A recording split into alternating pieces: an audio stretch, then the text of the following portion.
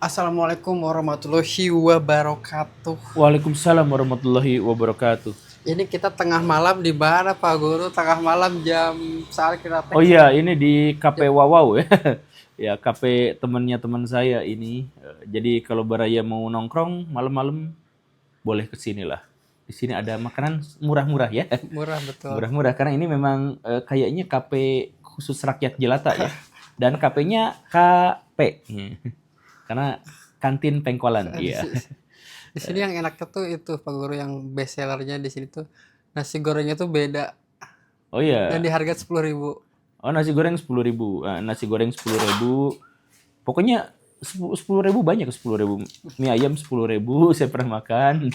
Nah, undanya. Apalagi yang 10.000 Dimsum, tuh? Oh iya, kalau dimsum mah udah biasa lah. pancong di sini Ya, goceng gila. pancong, goceng, pokoknya di sini murah-murah semua.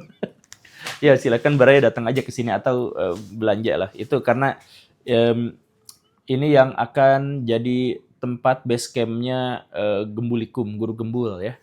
Jadi nanti kalau ada acara-acara offline, mungkin kita di sini. Ini tempatnya rakyat jelata banget, tapi ya cocok lah buat kita. Bukti bahwa tempat ini adalah cocok untuk rakyat jelata adalah di sini tidak bisa pakai mobil, tidak ada parkiran Oh mobil iya, di sini. tidak ada parkiran mobil di sini ya, walaupun cukup buat motor lalu lalang, tapi mobil susah ya. Tidak bisa malah ya. Bisa sih, bisa, cuman Nggak bisa tidak ada parkir. parkirnya ya. Yang ada dalam tanggung jawab saya hanya Guru Gembul Channel dan Gembulikum. Assalamualaikum Baraya, selamat datang kembali di Gembulikum. Ini Apa nih? Pak Guru, Kenapa jadi pada jadi saat sponsor? kita tag ini, saya tuh bikin story di Instagram, terus saya kasih kolom box untuk siapapun yang mau bertanya. Nah, jadi kita kayak obrolan malam nih. Mau tanya Pak Guru, prediksi Pak Guru akan hasil demo Demo tanggal 25 25. tidak akan menghasilkan apapun. Karena demo kemarin saya juga bingung siapa penyelenggaranya. Mahasiswa asal nggak ikutan, buruh asal nggak ikutan. Jadi saya mah menduga itu mah ini, ya saya juga nggak tahu ya. Cuman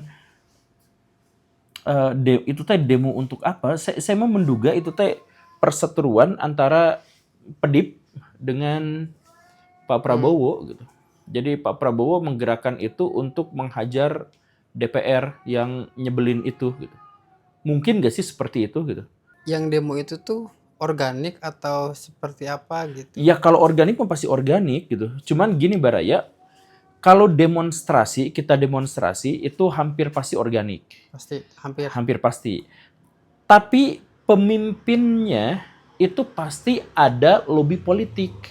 Entah dengan oposisi, entah dengan koalisi, iya pasti ada. Karena gini nih, ini rumusnya ya. Jadi si manusia-manusia itu kalau berkumpul dalam satu tempat itu nggak mungkin bergerak ke arah yang sama. Karena manusia itu punya pikiran masing-masing, latar belakang masing-masing, motif masing-masing. Jadi kalau dia dikumpulkan dalam satu tempat yang sama, dia itu akan sporadis, ada yang ke sana, ada yang ke sini. Nah, ketika ada kelompok masyarakat besar atau kelompok orang besar bergerak ke arah yang sama dengan yel-yel yang sama, maka dia dikomando sama satu pihak. Nah, siapa yang komando yang satu pihak itu bisa benar-benar itu adalah aspirasi dari rakyat, berarti dia dilobi sama rakyat sendiri, lu yang jadi pemimpinnya. Tapi bisa juga dari kelompok yang lain.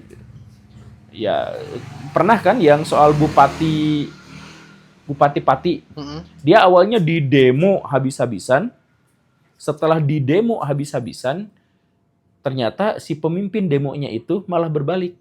Dan akhirnya apa? Ya udah, demonya bubar. Demonya gak bisa jadi besar lagi. Karena apa? Karena pemimpinnya udah gitu. Jadi kalau misalkan kita mau melakukan tindakan-tindakan yang besar bersama-sama, kita tuh butuh pemimpin bagaimanapun. Gak mungkin ada kebersamaan tanpa otoritas dari satu pihak tertentu. Yang di Pati dia udah jadi komisaris. Nah, Nggak, maksudnya diangkat dalam tanda kutip jadi berjuang nih, aku kasih komisaris, diam. emang beneran jadi komisaris? Enggak, bukan maksudnya seolah-olah gitu. Kalau Oh iya, misalkan iya. versi negara yang lebih besar. Saya juga punya teman, dia tuh aktivis, ketua kami dulunya. Jadi komisaris dong sekarang. Baru. Ya setahun 2 tahun yang lalu lah dia diangkat jadi komisaris, andai. Padahal dia tuh idealis gitu. Ya, iya mungkin ya gitulah, saya juga nggak tahu.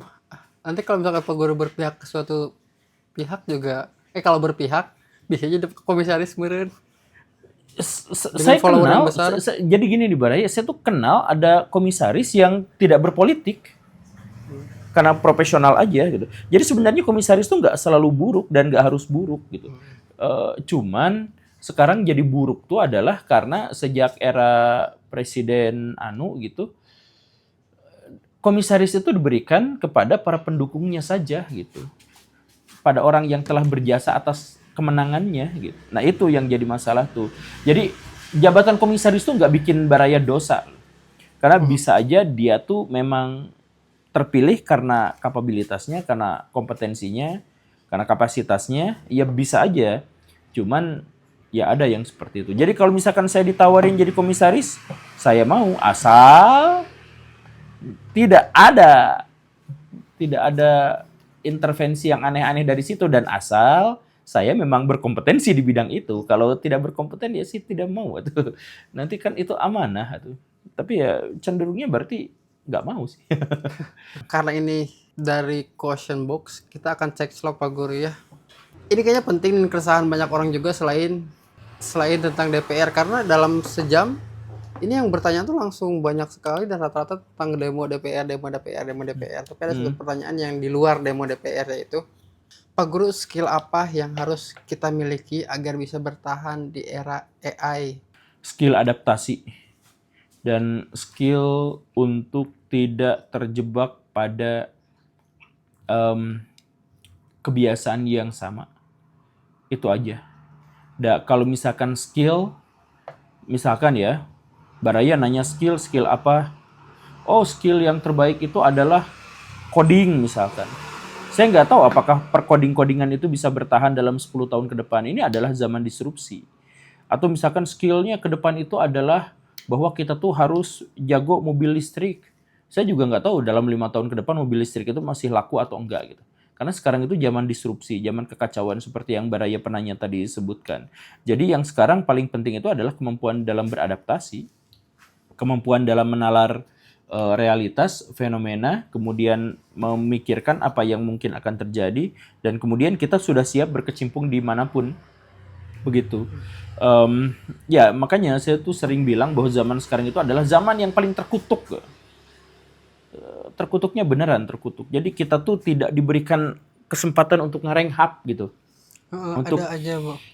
Gitu. Karena ya sok kita misalkan ya, dulu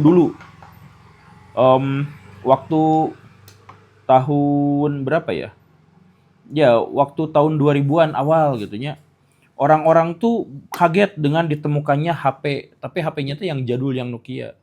Oh, orang langsung bersekolah di dunia elektronik yang basisnya itu adalah bikin HP itu, karena itu adalah HP masa depan, teknologi masa depan yang akan. Tapi gak berapa lama HP itu, Nokia yang besar itu langsung jatuh.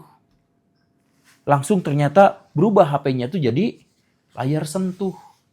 Itu bahkan Nokia sebesar itu aja tidak bisa beradaptasi pada waktu itu. Atau tidak mau beradaptasi mungkin. Dia salah prediksi kan. Si pemilik Nokia tuh mengira bahwa layar sentuh tuh cuman FOMO doang gitu. Cuman teknologi yang bakal hilang gitu. Dia tuh nggak mikir bahwa layar sentuh itu akhirnya bisa menyediakan fasilitas di Play Store itu yang jauh lebih banyak gitu tuh, aplikasi-aplikasi yang lebih banyak. Dia nggak kepikiran itu. Nah itu kesalahan kecil akhirnya bisa berdampak yang ya akhirnya Nokia itu tenggelam. Ya sekarang muncul lagi tapi bukan tukang HP kan sekarang, itu jadi dagang merek aja gitu. Nah tapi intinya kita tuh pas mau belajar sesuatu malah ketinggalan duluan. Kita mau belajar yang lain ketinggalan duluan. Kita baru mau masuk ketinggalan lagi. Kita mau belajar kripto misalkan ya, cryptocurrency gitu ya. Baru lagi belajar Bitcoin yang awalnya 2.000 jadi 200.000, mau udah ngerti pas mau beli udah mahal. Aduh gimana. Nah itu terus misalkan dia kita nabung akhirnya dapat Bitcoin-nya jatuh gitu. Kita juga nggak tahu ke depan tuh kayak gimana gitu. Nah makanya yang paling hebat, yang paling bisa bertahan itu adalah orang-orang yang punya kemampuan untuk beradaptasi cepat gitu. Karena ada quotes yang mengatakan bahwa satu-satunya yang tidak akan berubah adalah perubahan itu sendiri. Tapi masalahnya itu adalah perubahannya sekarang terlalu cepat, akselerasinya. Coba misalkan ya, baru kemarin diomongin ya, teknologi masa depan kita harus belajar AI gitu. Ya kan? Kemarin ngomong itu pimpinan-pimpinan tertinggi AI kayak si Jensen Huang gitu. Dia bilang kalau mau sukses di masa depan jangan belajar coding, jangan dulu AI. Fokus aja dulu ke sains. Nah, ya balik deh kita gimana ini teh. Nah, ini kita bahkan tidak tahu ini yang benar tuh yang mana gitu. Jadi apakah kita harus belajar sains atau masa depan cerah itu adalah yang menguasai AI dan sebagainya? Kita tuh jadi gak terlalu paham gitu dengan itu tuh. Gitu. Jadi ya siap-siaplah beradaptasi dan siap-siaplah menggunakan otak setiap saat. Sebab yang tidak digunakan, yang lahirnya otaknya jadi lapuk, itu pada akhirnya juga hanya bisa bertahan hidup setelah dia mengabdi pada pihak lain, jadi budak di pihak lain. Apakah switch dari guru honorer menjadi konten kreator adalah salah satu cara dari Guru Gembul beradaptasi? Secara sadar atau tidak sadar? Kalau untuk tujuan tertentu, iya.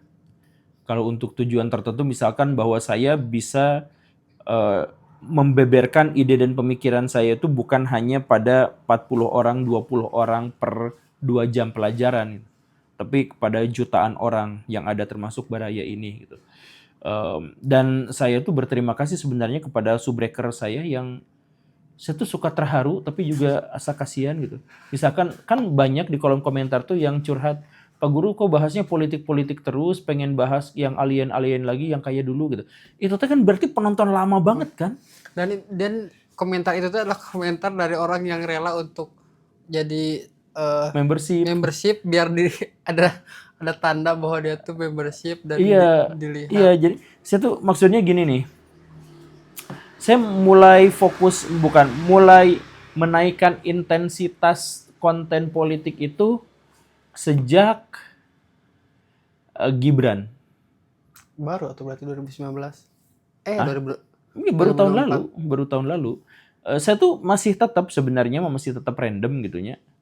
Cuman memang intensitas bahasan politiknya tuh semakin sering karena ya ini tuh menciptakan keresahan yang akut di Indonesia saat ini. Jadi misalkan pas dulu dan saya juga yakin bukan hanya saya gitu. Dan karena konten saya itu bukan hanya ya bukan hanya soal duit gitu, tapi soal saya ingin melontarkan keresahan, maka sekarang yang menjadi keresahan saya itu juga menjadi dunia politik juga menjadi bagian dari keresahan saya gitu. Jadi saya mohon maaf tapi saya benar-benar terharu gitu. Itu tuh berarti wah nontonnya tuh udah berapa tahun yang lalu gitu. Tapi sih nggak nol banget juga Pak Guru bahas random kayak beberapa lalu kan kita bahas tentang Buruk itu juga sejarah. Iya makanya sejarahnya saya tuh masih ada gitu. Masih ada. Yang kemarin kita Guru Gembul upload soal Soeharto itu juga masih ada sih. Itu kan sejarah. Tidak di politiknya. Gitu. Enggak, cuman ya itulah. Ya cuman intensitasnya memang politiknya menjadi lebih banyak gitu. Saya mohon maaf atas hal itu. Tapi balik lagi ke pertanyaan tadi apakah ini juga adalah proses adaptasi? Proses adaptasi secara sadar atau tidak sadar? Dalam hal bahwa saya harus untuk mewujudkan visi misi kehidupan saya, ya. Tapi bahwa saya sekarang kangen banget untuk ngajar di kelas, itu juga iya gitu. Jadi sekarang saya tuh sudah dalam tanda kutip cuti berbulan-bulan ya, tidak mengajar di kelas. Karena dapat amanah yang lebih besar lagi dan proyek yang lebih besar lagi gitu. Proyek yang dampaknya itu cakupannya itu jauh lebih luas. Begitu. Padahal tapi saya kangen asli ngajar di kelas tuh. Lucu-lucu gitu. Jadi dinamikanya tuh kerasa gitu. Tapi nanti kalau misalkan ngajar ya, orang-orang akan tahu pada akhirnya. Karena ini saya kan sering di kafe ini ya Pak Guru. Terus beberapa kali kan antum ke sini. Hmm. Terus kayak itu kayak guru saya di sekolah deh. Bener gak sih? Ah, iya gitu? Iya, ada yang dia udah lulus. Jadi dia tuh dia tiap hari ke sini. Nah, yang tiap harinya itu yang dia tuh saya tuh kemarin kayak ngeliat guru saya di sini deh. Dia sekolah di SMA ini di sekitar sini gitu. Oh gitu. Guru Iya, saya iya. sudah. Kayaknya mah ya sudah lah. Kalau misalkan begitu mah tidak apa-apa. Dan teman-teman kalau misalkan mau bertemu dengan saya dan mau merasakan seblak-seblak di sini, Seblak 10.000. seblak dan menu-menu 10.000. Nasi goreng 10.000. Jadi datang ke KP Wawaw di Kiara Condong, Bakso tahu Bandung. 10.000. Ada di Maps ya teman-teman, KP Wawaw. Ada juga di Grab, Gojek, dan Shopee Food. Silahkan Saya order. dieksploitasi ini, iklannya banyak. Oke Pak Guru, terima kasih untuk hari ini. Sampai Sip. jumpa besok. Assalamualaikum warahmatullahi wabarakatuh. Waalaikumsalam warahmatullahi wabarakatuh.